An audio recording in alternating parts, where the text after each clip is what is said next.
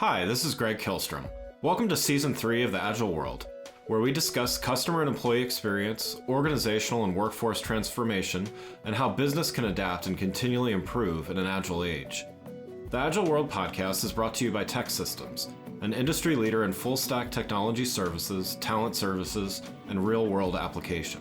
For more information, go to teksystems.com. To read more about the topics discussed in this show, you can go to my website at theagile.world and read my latest articles, or get a copy of my latest book, The Agile Workforce, now available on Amazon and other retailers. Hi, my name is Greg Kilstrom, and I'm the co-founder and CEO of CareerGig and host of the Agile World podcast. Today we're going to talk about making sure that your brand messaging is successfully translated from leadership to employees and ultimately to current and prospective customers. To help me discuss this topic, I'd like to welcome Chris Wallace, co-founder and president of Innerview. First, Chris, welcome to the show, and why don't you tell me a little bit about what you do at Innerview? Greg, I appreciate the opportunity. It's good to be here today. What we do at Innerview, our name is very literal. That's the best way I can think to say it. We help mostly larger organizations, mid and large size organizations, really understand their brand and their customer experience through the lens of the frontline teams. We always say that brands are so used to talking directly to the customer, but and they want to know what the customer thinks, but they never stop to ask the people that are talking to their customers what they think.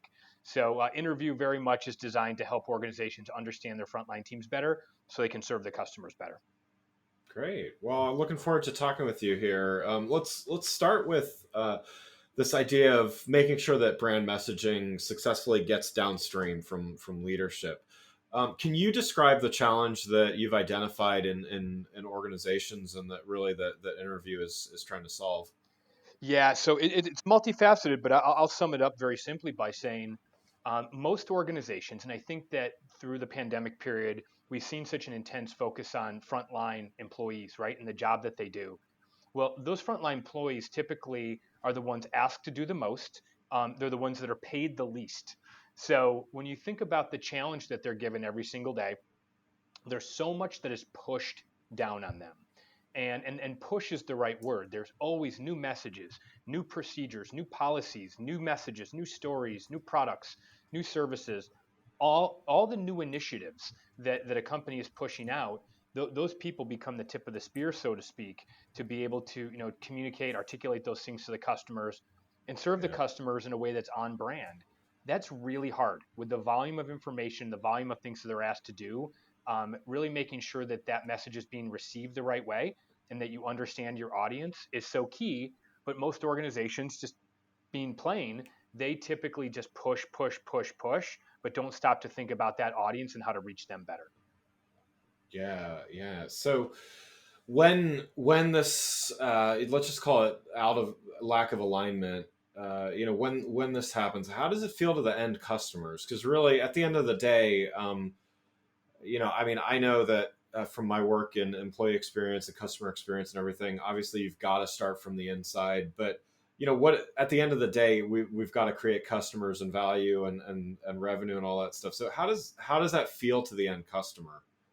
Well, I think that let's just take a tangible example. Let's take the example of you see an ad for a cell phone plan or a promotion. I mean, it could be a promotion for a car. You see an advertisement in the paper or on television for a deal on a car, and you go into a dealership and you say, I want that vehicle in this color with these specs, and the person that you're talking to in that dealership has no idea what you're talking about. They haven't seen the ad.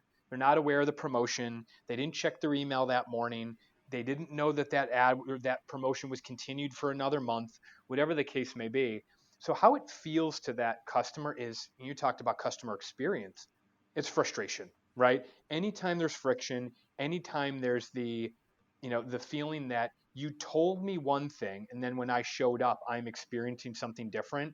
That misalignment, we talk about that as brand dilution, right? That brand dilution between what got me interested and what you're actually delivering to me. That's a real problem because it's misaligned expectations. Yeah. And you mentioned that the employee involved in that situation. There's certainly some employees that, let's just say, lack motivation or empathy or whatever. But there's plenty of employees that want to do the right thing, and I would say the vast majority want value, purpose, and to feel like they're contributing. How does that lack of alignment feel to them? Especially that good employee or that diligent employee that wants to do a good job and yet doesn't have the right information and ends up failing for, not for even lack of trying. Yeah, I would when you say the majority of them, I mean it's the overwhelming majority of them want to do the right thing for the customer. We're big believers that if you put them in a position to serve their customers better, they're happier in their job, right? You talk about job satisfaction, you talk about employee engagement. Put them in a position to serve, especially frontline teams. Put them in a position to serve their customers better, and they're going to see and feed off the energy that they get from customers when they see them happy. That's what they want. That's what people naturally want. So the way it feels to them is, it feels almost like they're being hung out to dry, so to speak. There's so many people inside large organizations, and I'm just trying to tell it like it is here, who will say, Yeah. "Oh, well, I sent the email. I hit send on the email." And a big part of our focus as an organization is to say, checking the box, uh, in saying, well, yeah, that was done, and sort of absolving yourself from any responsibility for what happens between that customer and your customer facing person. You can't absolve yourself anymore. Everybody's responsible for making sure the customer experience is as good as it possibly can be, and that means that everybody's got to step up their game. So that feeling of being hung out to dry is the responsibility of a lot of people throughout the organization, not the least of which being the marketing department. Yeah, yeah. And so, interview offers some interesting things here. And you and I talked briefly before this interview about your interview, not interview. I have to enunciate there to get the names right there. Um, so your company Innerview offers what's called the brand transfer score. Why don't you talk a little bit about that? Because I mean, definitely it's directly in line with solving these challenges. Yeah, so the brand transfer score really was designed to take the same principles that companies use to gather voice of the customer data, right? What does our customer think of us? And we took that same methodology, built in these consumer research practices, and modified it slightly, adapted it for the internal audience. But we're asking them for their opinion on the products, the brand, the customer experience that they represent every day. We're asking them to reflect on it the same way companies ask their customers to reflect on it, to provide them feedback. And what we're able to do with that is really understand where the breakdowns are. We compare sort of the intended, call it the purest form of the story, down with what the perception is at the front lines. We do that comparison, and we can come back to an organization and we can say your story is 31% misaligned, or it's 42% misaligned. We can give them that perspective based on doing that comparison. I'm going to give you one specific example. We recently conducted a larger brand transfer study in conjunction with the Massachusetts Bankers Association. Four of their member banks, and these are actually community banks, so they're retail banks. Yeah. And we did a brand transfer study across these four institutions, measured them on all the same criteria around customer experience, and we found something very interesting. We found that the banks were aligned or misaligned to a certain degree, and they were kind of all over the map a little bit. There was one that was really good, there was one that was really struggling, and then there were two kind of in the middle. But when we asked the frontline teams how confident they were in the story they were telling, there was a very consistent answer across all the leadership and all the frontline teams. They all said, "Yeah, we're really confident in the story we're telling." Yet when we asked them to tell us what the story was, there was significant misalignment. So when you talk about what that means for a customer, it's one thing to have a frontline team member who is confident in telling the story. But if they're telling the wrong story, it's almost worse that they tell it confidently because it's misaligned. So we learned very interesting information about, ultimately, it's about the attitudes and perceptions of the frontline team. We turn that into intelligence that the company can use to drive a better customer experience. That's great. That's great. Yeah, I think that really that ties it through. And so let's go back to leadership's role in this as well. What are I saw some stats there, and I'll misquote them a bit here, I'm sure, but that there's a huge disconnect between what leadership perceives when they when they do an all hands meeting and roll out a brand platform and talk about mission and everything like that. I think there's a big disconnect. They think they've done their job sometimes on rolling things out and having everybody thoroughly understand.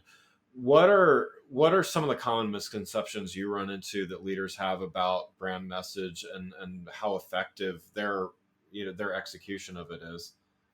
Oh, that's a really loaded question. I think that I think that every every corporate leader needs to try to think like a customer and not think like somebody who's trying to get their frontline teams just to sort of comply and fall in line. And what I mean by that is a lot of times what we see is you talk about rolling out a brand platform. Talked to a gentleman last night, works with a pretty large consumer brand, close to $1 billion brand, and he was telling me that they've gone through a lot of acquisitions and there's been some sort of brand messaging stuff that's gone out. And a big thing that we hear is every employee gets a brand book. They get a brand guideline book, whether it's printed out and put it on their chair or sent to them digitally. And it sort of explains what the brand is. And I think a big miss there is that brand, a lot of times, and I've seen those books before, those brand books are typically written in the language that's used to connect with the customer, and they sort of miss the step of translating that message that's meant for the customer and sort of translating it through the eyes of that employee and their experience. And that's where we see a big mess. It's not here's who we want to be to our customer. It's here's the role you play in delivering this to the customer and sort of painting them into that picture. And we think that is a step that often gets skipped. So just saying, "Hey, check it out. We've got a new brand message. We got a new tagline," and sending to everybody a PDF, that doesn't really help them. It doesn't win their hearts, right? You have to go that extra mile to win their hearts. Yeah, yeah, and I wholeheartedly agree, and will be transparent and say that my when I owned my agency several years ago, we made plenty of those brand books, and it's one of those things where it's like I wish I knew. Shortly after I sold my agency, I got a lot more into the employee experience side of things and just opened up a lot of understanding and stuff on exactly what you're saying, which is, yeah, I mean, obviously the brand is important to communicate with the customer, but you've got this whole front line of people, and not even just. I think there's good examples of companies that have taught their frontline employees to talk in a certain way or be empathetic with customers, but it even goes down to the R&D that is being done, the way that products are being developed from the start, and all of those kinds of things. I mean, it's really at every single point. If there isn't this empathy with the customer, then there's going to be a disconnect, and eventually the customer is going to feel it. Either they're going to see it outright, or they're going to feel it somehow. How do you think? What can leaders do? Do to be more effective with this? It's interesting. I actually am going to I'm going to quote a great thought leader that whose book I'm reading right now. Denise Lee Yan wrote a book called Fusion about really combining brand and culture inside organizations. And culture is a big word, and sometimes that can get a little bit scary for people to think about. But one of the things that she talks about that we are big believers in is this idea of providing guidelines and guardrails for how to sort of act in a way that's consistent with the brand, but not have it be too prescriptive. And the line that I always use is you can't train people to love your brand. When people say we avoid using the phrase brand training because we think those two words don't belong together. You can't train somebody to like a brand. They have to feel it, they have to experience it. So we talk about ways to help the employees experience the brand in a way that connects them with it, not just the customer, but that connects them as the conduit to the customer. And we believe that that's a really strong way of, like I said, sort of winning their hearts. So, when I think about a brand like Southwest, does Southwest train their people what jokes to tell on planes? Do they train them to be, do they train them to truly care when you've missed your flight and you want to get home to your kids to tuck them into bed that night? I think they give them guardrails. And everything I've learned is it is absolutely true that this is just built into their organization in a lot of different ways. They care about the customer, everything's structured to care about the customer, and people know that they can operate in a way with confidence that's within a certain parameter, certain guardrails, and but they can be individuals within those guardrails. That's where you see the authenticity come through. So, putting those guardrails in place, but letting people live in the space between them is really where you see the best brands excel. Yeah, wholeheartedly agree there. That's it's what because I mean, at a certain point, that you can write a script and you can write an if the then if this then that diagram of what to do, but there's going to be a case where just the unforeseen happens and nobody thought of it and nobody wrote a script of what to say when the customer does this. And so I totally believe that is where you need to trust employees. You need to hire the right people, but you need to trust your employees to be able to improvise based on those guardrails. I like that. I like that way of saying that. It, Trusting people to improvise for organizations that have big staffs, and again, these are in a lot of cases the lowest paid group of employees in the company. Having that trust is hard for companies. They really struggle. A lot of companies struggle, and I'm not calling anybody out in particular, but just saying across a lot of industries that we work in, it's really hard for them to do that. The faith in those frontline teams, that's where it's chicken or the egg, right? Do you put the faith in them and see them sort of shine and take that responsibility seriously, or do you hold it back and never give them the confidence to do it? It's really a hard balance for companies to strike. Yeah, and I think it to kind of segue back to the customer perspective a little bit. I mean, I think it's I certainly saw in the marketing world over the years the how social media and not just social media, but I think it's good to kind of frame it this way is social media really opened up a voice and a channel for customers to give companies feedback. At the same time, it opened up a whole can of worms with customer service and messaging and saying the wrong thing and bad tone of message and all those kinds of things. So I mean, I kind of feel like companies have been learning good lessons as far as you need to treat your employees really well and employee experience, and at the same time they've been seeing reactions from a bad Twitter post or other things like that. And so it's sort of this paradox of we want to open things up, we want to give some more autonomy to employees, and yet man, we can't afford a huge PR nightmare or and even to less drastic or maybe even less negative than that. I think there's also an underlying trend of increased uh, values being an increased reason why customers choose one company or the other. What do you think about how does a company get their values across and in a good way and yet still get their brand across, and what how does a company work with that perspective from customers? Well, I'm going to stick up for the brands here and say I've worked in a variety of different industries. I joke that I probably learned more about customer service and how to treat customers from the time in college when I worked for a minor league baseball team. Yeah. Just serving customers every single day. But I'm going to stick up for the brands here and say it's really hard to manage to the exceptions. If you're in the airline industry, to expect that you are going to engage with and literally carry that many people day in and day out, and there's not ever going to be something that potentially explodes on social media, it's just unrealistic.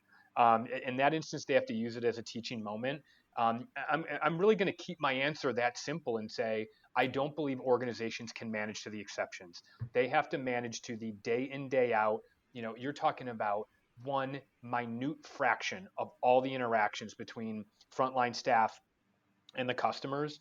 You have to ensure that as many of those interactions as you possibly can are as consistent, as pleasant, as frictionless as they possibly can be. And that comes through just continuing to support your people. And if something happens, you have their back. Now, if they do something egregious, then obviously people should be held accountable. But there's a difference between what we read on Twitter and what actually happened in a lot of these circumstances. So I would Yeah. strongly encourage brands not to really not to manage it with the fear of what might happen, because you're going to win many more customers and win more of those battles than you lose if you entrust your people. Yeah, love those thoughts. So one last question before we wrap up here, kind of related to the last one maybe, but how do you think innovation and growth in technology is it helping or hurting brands, and um, in how unified and understood their brand message is? Like, is has technology play, or maybe both? I think that it's actually funny. I woke up thinking about this today. I'm not exaggerating, because one of the things that I'm a big believer in is you've got to find a way for the human and the technology to interact in the right ways. I think that when you talk about technology, I think there's social media, and that's sort of one category, and then there's other technology. As it relates to social media, what I will say is that has made it harder for brands to stay aligned with their customers and their frontline teams than ever before, because brands can go on and they can generate a message and take a stance on something on social media so fast, and they don't have time to have that trickle down to the rest of their teams and understand what to do and what the stance is. I'll use the example of what Nike did in bringing on Colin Kaepernick, and obviously a controversial figure, kind of a lightning rod, and they took a stance and they hired him as a brand ambassador.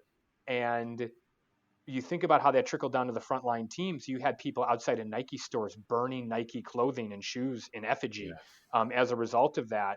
And I think that sometimes the social media pop that you can get out of taking a stance, and I'm not saying Nike was wrong.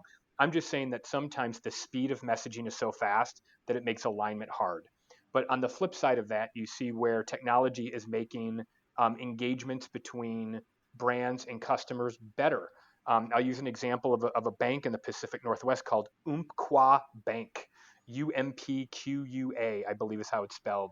And they have a tool that when you want to connect with a customer service person or a banker, you have some questions or something like that, you can open an app. And it's almost like Match.com meets chat with your bank.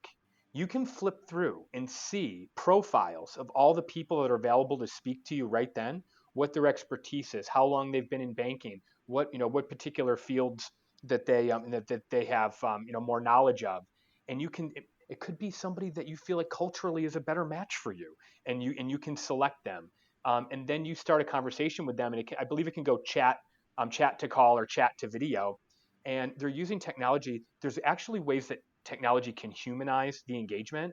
And I'm not in the technology business, so I'm not trying to sell technology. But I do believe if you think about humanity and you think about connecting with customers in an empathetic way, there are ways that technology can enable it. So there's social media, and then there's the tools that can actually make it easier. And I think you have to look at those as two separate things. Yeah, I love that distinction too. Yeah, I think it's important to tease them apart. No, that's great. Great stuff. Well, Chris, thanks so much for joining the show. For those listening, what's the best way for them to keep up with what you're doing?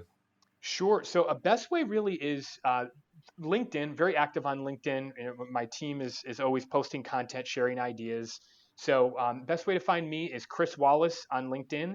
Um, Now, Chris Wallace is not the most unique name.